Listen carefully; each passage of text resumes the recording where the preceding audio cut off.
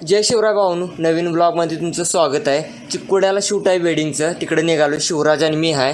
अनेक फोटोग्राफर आहेत इचलकरंजीचे, वडगावातनं त्यांना सोबत घेऊन जायचं आहे। तिकडे जाताना पूल लागतोय हो, तर गार वार लागते, निवांत थांबून वार का वाटते, पण चला शूट आहे तिकडे। चिक्कोड्यात पोहोचलो, त्यांनी लाईव्ह लोकेशन पाठवलेलं, त्यामुळे लगेच लोकेशनवरती गेलो। एक तासभर आधीच पोहोचलो होतो, त्यांचा आवरावरी चालू होती। तासाभरात हळदी चालू झाल्या। हळदी संपून 2 मिनिटं होते, त्यावर डॉल्बी लावला, पाणी बिनी सोडलं आणि जल्लोष करायला चालू झाला। आम्हाला काही वेळच दिला नाही फोटो वगैरे काढाय, पण सगळ्यांनी फुल एन्जॉय केली हळदी। पोट्रा लाईट वगैरे तिथंच ठेवलं, दुसऱ्या दिवशी वज्ज घेऊन यायला नको म्हणून।